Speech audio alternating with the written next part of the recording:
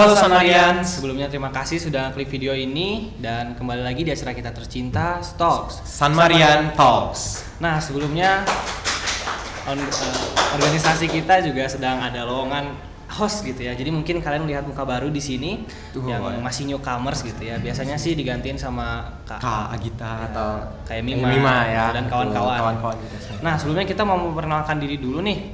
Perkenalkan, nama aku Kusa dan sahabatku di sini Vino. Ya kalian kalau mau tahu kita lebih lanjut mungkin nanti bisa ikut follow sosial media kita gitu ya, Mas Editor tolong ya.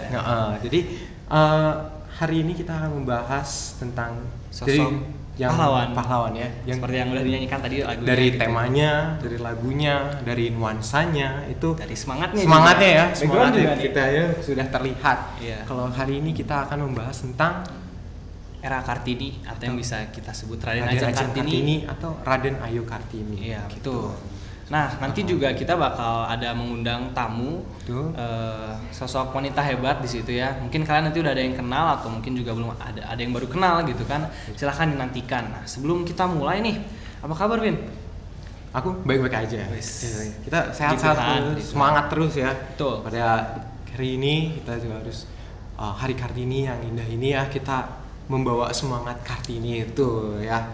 Kalau Gusa gimana Gusa? Apakah baik-baik aja? Sehat-sehat aja? Oke, sorry ada iklan ntar. Ya, jadi kawarku juga seperti yang bisa dilihat dari penampilan dan suasana vibe semangat semuanya sangat baik, puji Tuhan. Terus ya, tentang topik kita kali ini gitu ya. Sosok figur beliau ini sangat buat aku gitu, ada satu hal yang ngena banget gitu. Walaupun sebenarnya aku nggak terlalu tahu banyak hal tentang dia.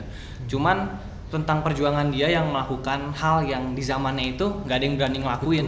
Itu butuh banyak banget keberanian pasti, keberanian, motivasi, semangat juga, tujuan segala macemnya gitu.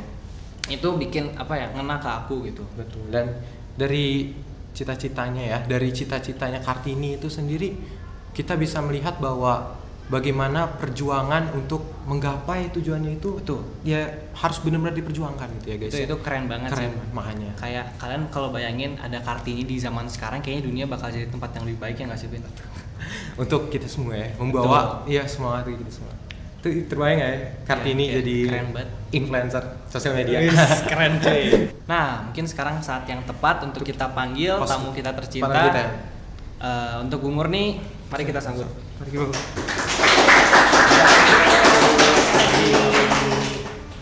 Selamat pagi semuanya. Apa kabar Bu? Baik, terima kasih. Nah sebelum kita mulai nih, Ibu bisa memperkenalkan secara singkat identitas Ibu kepada penonton dan San Marian kita tercinta tentunya. Ya. Oke, terima kasih ya. Nah sebelum saya memperkenalkan diri, izinkan saya memberikan apresiasi ya buat podcast SMA Santa Maria 1. Saya memang tidak banyak berbicara ya, tapi saya diam-diam memantau dan sangat mengapresiasi semua tim yang terlibat dalam podcast SMA Santa Maria 1 ini suatu kemajuan ya, suatu progres untuk sekolah kita. It's great, you did very well. Oke, kalau untuk perkenalan mungkin kalian kebanyakan kelas 10 ya, belum gitu kenal saya. Hanya lihat sosoknya saja, kecuali kelas 11 sudah tahu ya. Nah, nama lengkap saya Murni Jati itu aja ya. Nah, kalian boleh panggil saya Ibu Murni ya. Itu kemudian saya lahir di Tasikmalaya tahun 1967.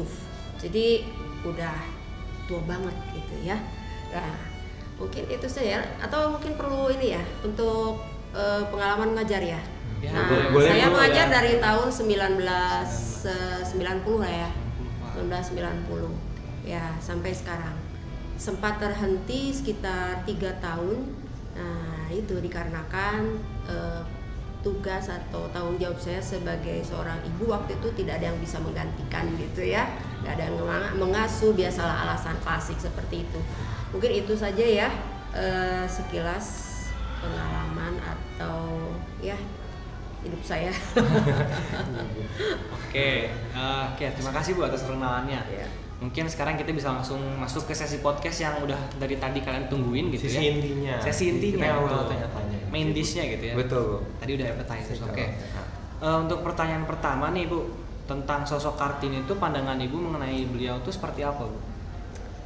Sosok Kartini ya, if you ask me about the figure of Kartini, I think she was a progressive, critical young woman in her age, ya. Nah, kenapa saya katakan progresif dan kritis? Jadi dia di usianya yang sebegitu muda, lalu di era di mana dia banyak sekali batasan ya, banyak restriction gitu ya, banyak kekangan ya, hidup terkungkung. Nah, dia bisa gitu ya membuahkan pemikiran-pemikiran yang kritis terhadap situasi yang terjadi pada masa itu. Dia bisa melihat bagaimana perempuan pada waktu itu status sosialnya itu di bawah laki-laki begitu ya. Nah, termasuk misalnya perempuan pribumi atau pribumi Jawa ya pada waktu itu dibandingkan dengan penguasa pada waktu itu mungkin kolonial ya. Nah, itu kok berbeda sekali begitu. Nah, itu ya, bahkan pada umur yang sedemikian mudanya beliau bisa gitu ya melihat permasalahan yang dia alami, dia berani bicara dari sisi agamanya gitu ya. Nah, itu keren banget kalau menurut Ibu ya. Dari situ kok bisa gitu ya, di seumur itu progresif banget, kritis banget, dan dia punya guts gitu ya, dia punya nyali buat menyampaikan itu. Walaupun pada akhirnya kemudian dia tetap saja mungkin harus berbakti pada orang tua, tetap mengikuti adat, harus menikah dengan pilihan orang tua ya. Tapi that's cool ya, dia keren banget untuk saat itu. Jadi bukan hanya memiliki gagasan begitu ya, tapi dia berani mengungkapkan ya, punya nyali, itu tidak mudah itu ya. Kalau menurut saya, walaupun mungkin lebih banyak melalui tulisan. Nah, selain itu saya melihat juga sosok Kartini itu sebagai seorang pendidik gitu ya. Dia di masa itu udah punya keinginan gitu ya, mengajarkan keterampilan perempuan, mengajarkan baca tulis. Nah, di situ juga saya melihat bahwa Ibu Kartini juga melihat bagaimana pentingnya literasi. Dia bisa melihat bagaimana kondisi perempuan saat itu ya, bahwa keadaan seperti itu disebabkan oleh rendahnya literasi atau pendidikan perempuan. Jadi hebat sekali lah kalau menurut saya ya, untuk sosok Kartini itu menurut saya. Keren ya, setelah mendengar jawabannya emang sosok Kartini itu sangat gitu, wah banget ya. Jadi kan kita lihat bahwa sosok Kartini yang kritis gitu ya, yang mengedepankan dan melihat permasalahan saat itu ya, kalau misalnya membutuhkan literasi. Dan seperti kita lihat juga saat ini gitu ya Bu, bagaimana kalau misalnya kita memperingati Hari Kartini ini dan untuk menghormati dalam kehidupan sehari-hari, untuk dari cara kehidupan Kartini tersebut. Memperingati untuk saat sekarang ya. Nah, pada umumnya peringatan Hari Kartini itu pakai simbol-simbol ya, kebaya dan sebagainya gitu ya. Sebenarnya itu it's okay aja sih, tergantung tujuannya apa gitu ya, karena itu juga tidak jelek gitu ya, tergantung yang memperingati siapa ya, kelas berapa, anak berapa, lembaga kah, atau apa tujuannya apa. Nah, tapi secara umum kalau boleh saya katakan, cara memperingati Hari Kartini di zaman sekarang yang istilahnya emansipasi itu udah something very common gitu, sudah tidak perlu dipermasalahkan lagi ya, khususnya di Indonesia.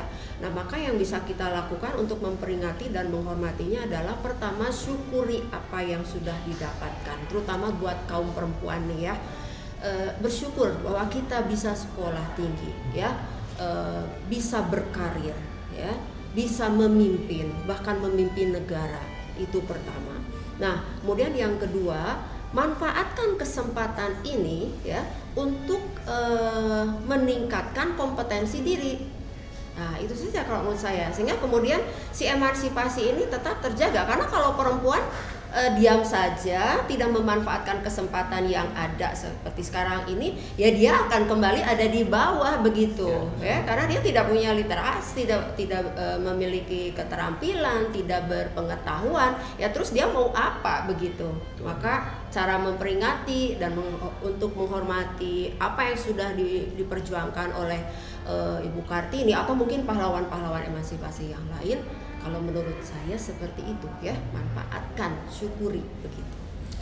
Jadi gitu ya guys ya, lebih fokus ke gimana cara kita menjaga hal yang sudah diraih sama Ibu Kartini ini tentang emansipasi wanita itu. Iya.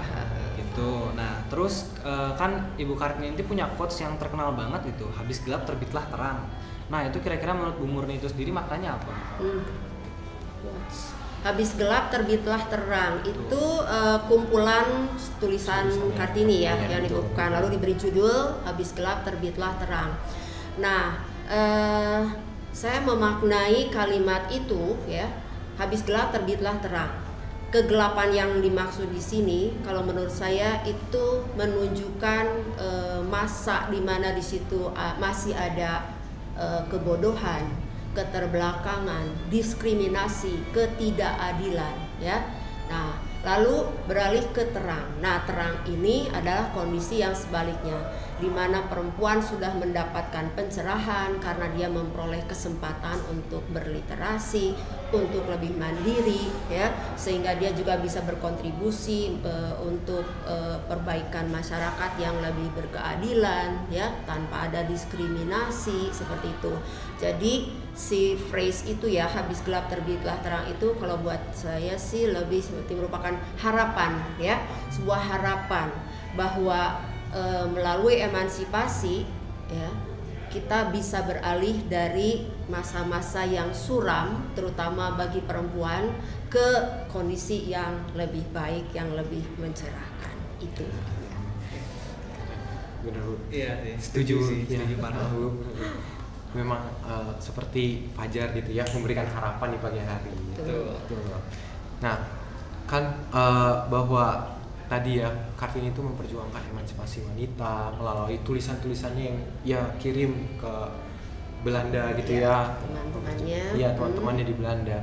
Nah, di situ menurut Ibu ya, arti emansipasi wanita itu apa gitu menurut Ibu? Oke. Dari perspektif saya ya. Dari perspektif saya, dari pandangan saya. Emansipasi wanita itu tidak lepas dari kata emancipate dulu ya. Nah, emancipate itu kalau kita lihat di kamus itu free ya, free from restriction, free from restraint, free from controlling, termasuk misalnya kekangan beliefs ya, keyakinan, budaya, nah seperti itu. Jadi ada unsur free-nya. Nah, lalu dikaitkan dengan wanita sehingga kemudian ini bisa dipersepsikan sebagai pembebasan ya, atau kebebasan ya, kebebasan wanita atau kaum perempuan ya untuk mendapatkan hak-haknya seperti apa yang didapatkan oleh pria ya. Nah, itu. Nah, untuk di zaman sekarang emansipasi wanita itu kalau buat saya kebebasan untuk mengembangkan diri ya. Jadi sekali lagi kalau saya sih melihatnya ini suatu kesempatan yang baik ya untuk mengembangkan diri sehingga bisa menjadi pribadi yang mandiri ya, bisa menjadi lebih percaya diri, bisa berdiri sejajar dengan laki-laki ya, lalu bersama-sama memberikan kontribusi yang positif terhadap masyarakat dan lingkungan sekitarnya. Gak usah jauh-jauh ya.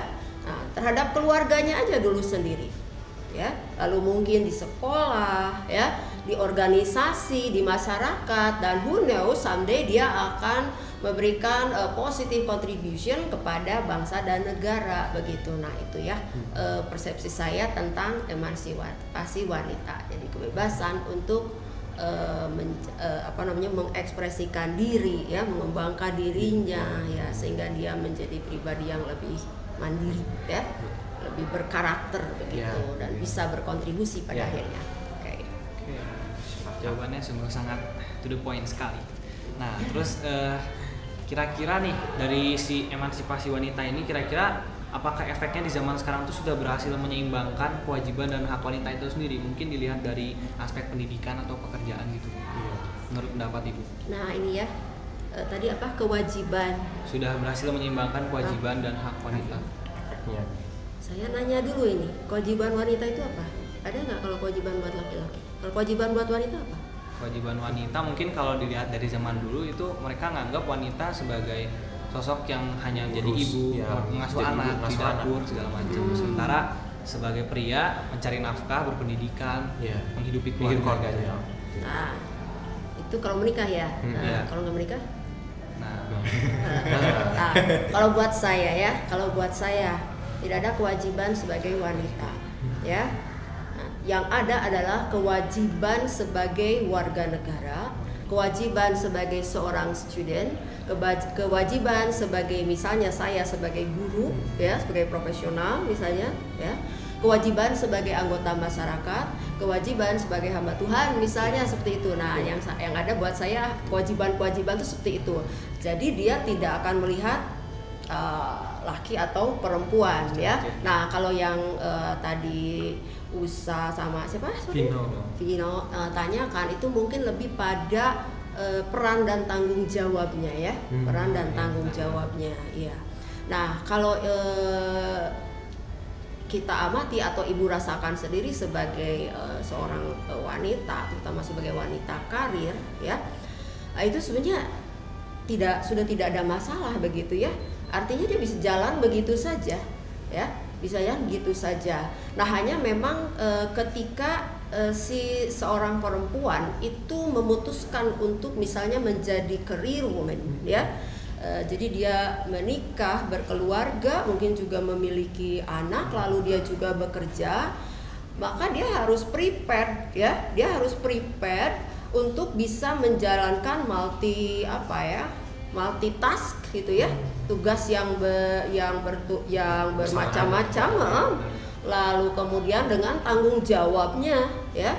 Berarti dia juga harus siap menjadi seorang ibu, menjalankan tugas, fungsi dan kewajibannya sebagai seorang ibu, sebagai seorang istri, ya, sebagai seorang pekerja mungkin, ya, atau kalau membimbing dia juga tambah lagi sebagai pimpinan. Nah, jadi harus siap ke sana.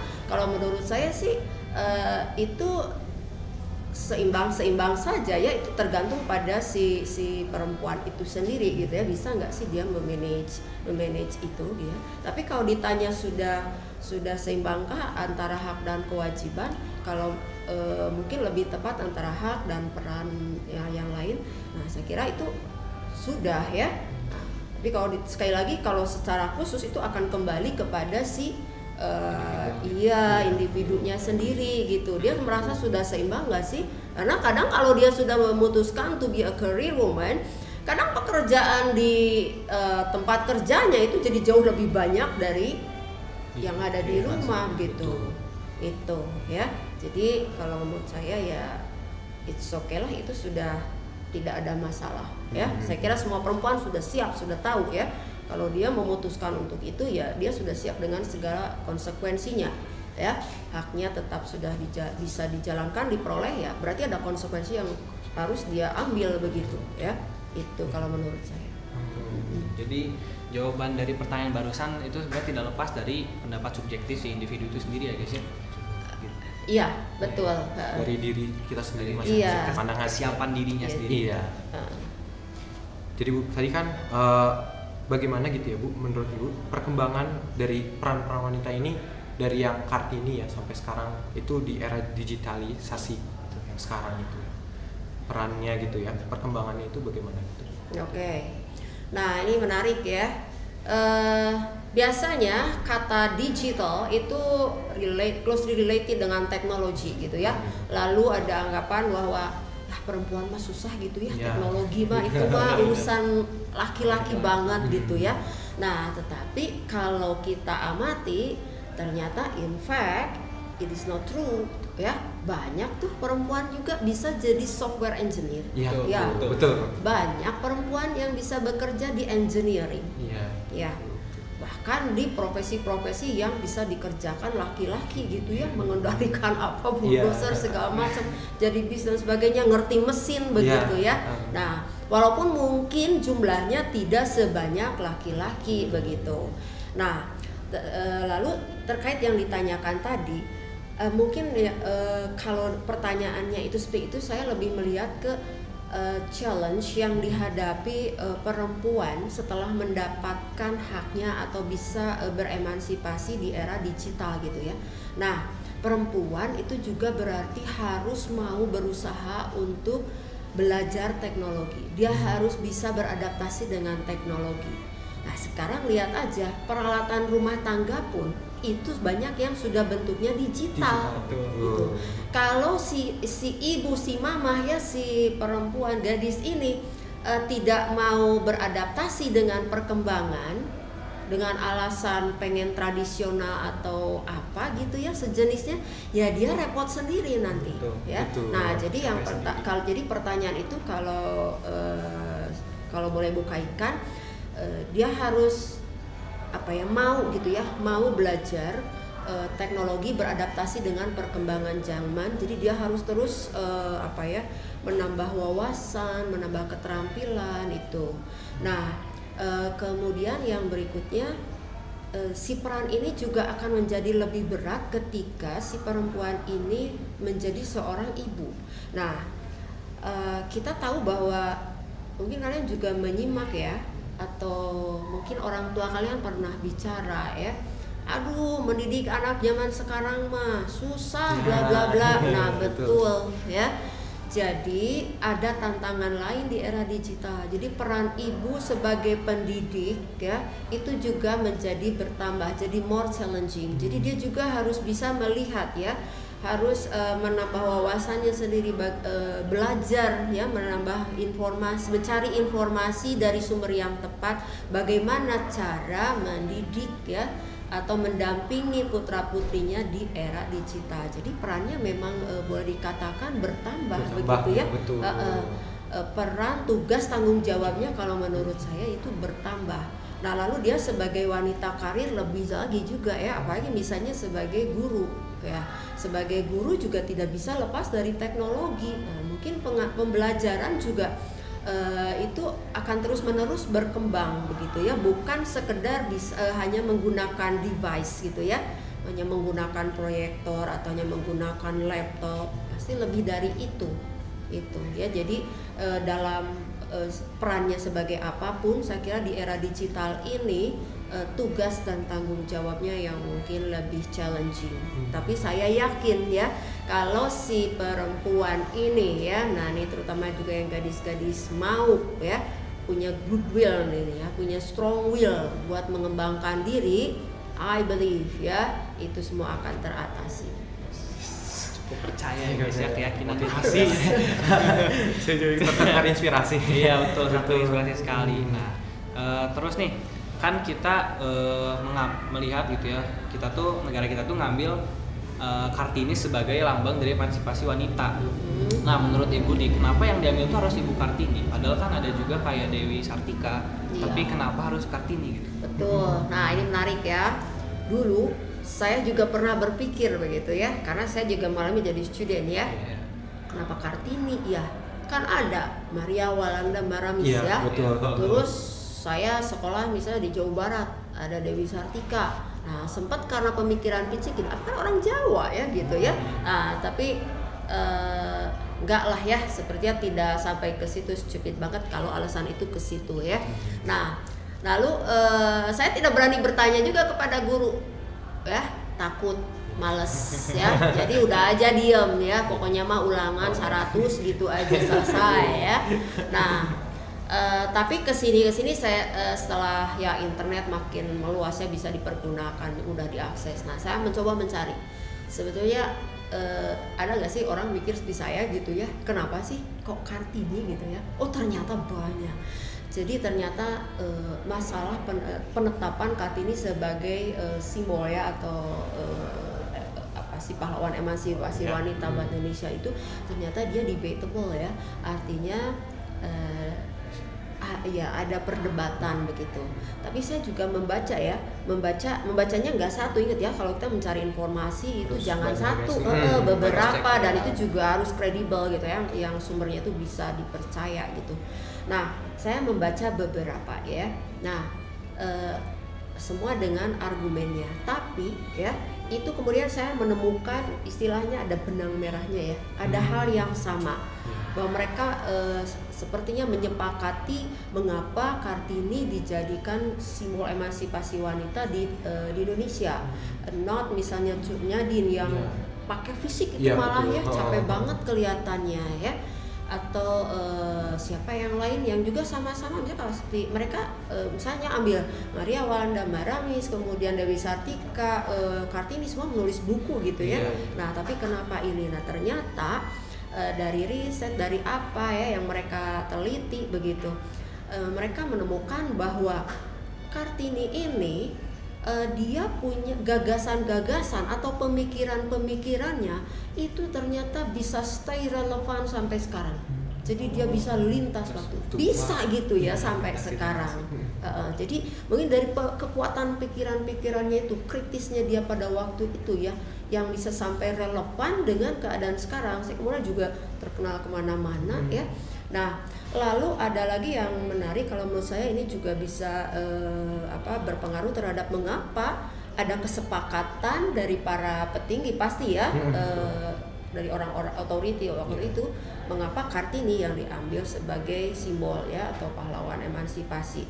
Nah, jadi menurut mereka Kartini itu lingkungannya waktu itu, lingkungan terdekatnya, keluarganya itu sedikit berbeda dengan seperti misalnya let's take an example seperti tadi Dewi Sartika atau Maria Walanda Maramis. Nah kalau Kartini itu lingkungan keluarganya aja seperti dia berpihak ke Belanda gitu. Jadi orang tuanya itu tidak berjuang untuk istilahnya membuat keadaan melawan penjajah lah gitu ya, kolonial dalam bahasa yang simpel. Nah, jadi dia itu aja udah melawan itu gitu ya. Nah, tapi kalau yang lain yang saya sebut, nah itu orang tuanya juga ya atau keluarga juga itu udah menentang kolonial gitu. Jadi kalau ini sudah satu aliran itu cenderung akan lebih mudah. Tapi kalau Kartini ini dari lingkungan terkecilnya aja nggak mendukung gitu, itu lebih very difficult kalau menurut saya ya, challenge itu lebih tinggi banget. Tapi one thing ya saya kalau saya boleh ingatkan bahwa pemikiran-pemikiran inilah ya yang bisa sampai relevan sampai saat sekarang, bisa berlaku tetap gitu ya, selaras dengan perkembangan zaman ya, bahkan dengan pemikiran-pemikiran tentang emansipasi wanita di luar negeri gitu. Itu karena memang beliau kan juga sempat disekolahkan di sekolah Belanda ya, lalu mungkin berhubungan dengan orang-orang Belanda, lalu pemikiran-pemikiran itu masuk mungkin ya. Ya, tapi beliau tidak kemudian serta-merta terpengaruh gitu saja. Beliau melihat apa yang terjadi di sekelilingnya, kritis banget kalau menurut saya itu. Ya, keren ya, keren banget. Dan yang tadi kita lihat ya, kritis gitu. Sekarang juga benar-benar dibutuhin ya, hal kritis. Karena perkembangan zaman juga menuntut kita untuk kritis dengan misalnya kita melakukan atau merilis suatu robot gitu ya, pasti ada orang-orang yang bakal ngekritis. Ini nanti dampaknya ke gini dan gitu, betul ya kan? Kalau kita nggak punya itu ya gimana kita survive di zaman sekarang gitu kan? Pasti ngikut doang ya. Iya, itu relevan sih dari zaman dulu sampai sekarang masih diperlukan. Betul. Ya. Oke, jadi mungkin itu adalah pertanyaan terakhir ya dari inti podcast ini. Dan sudah terasa ya, pembahasan ini seru banget dan asik. Pasti ya tiba-tiba udah menjadi di ujung aja. Terakhir ya mungkin Bu, ada pesan-pesan yang mau disampaikan untuk para penonton. Oke, ya. Nah ini terutama buat generasi muda ya. Ketika kita sekarang sudah ada di era digital dan ini akan berkembang cepat sekali, maka kalian akan dihadapkan pada tantangan. Ya, akan dihadapkan pada tantangan. Saya akan kembali mengambil apa yang sudah tadi saya katakan ya. Tinggal dari kalian ya. Syukuri, manfaatkan ya, manfaatkan kesempatan ini.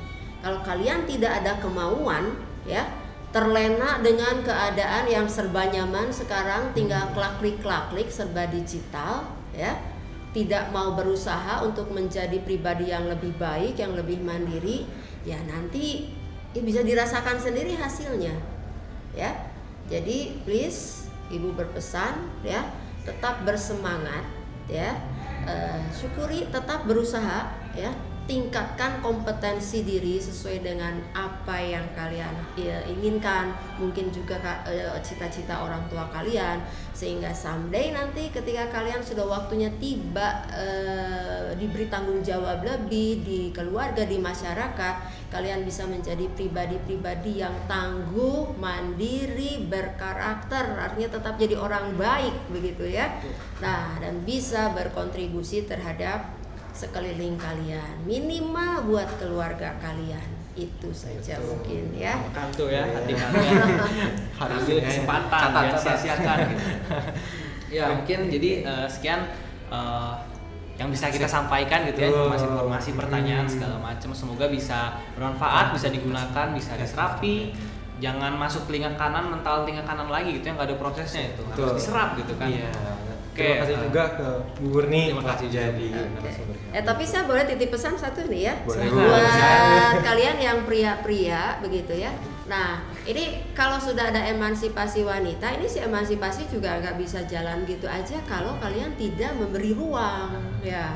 Kalau tidak memberi ruang, tidak memberi pengakuan gitu ya. Nah, jadi ayo ya, kita semua sudah berliterasi tentang emansipasi wanita yang ujungnya nanti adalah pembangunan bangsa dan negara supaya kita tetap eksis, tetap damai ya, dan bisa berkarya. Itu mungkin ya.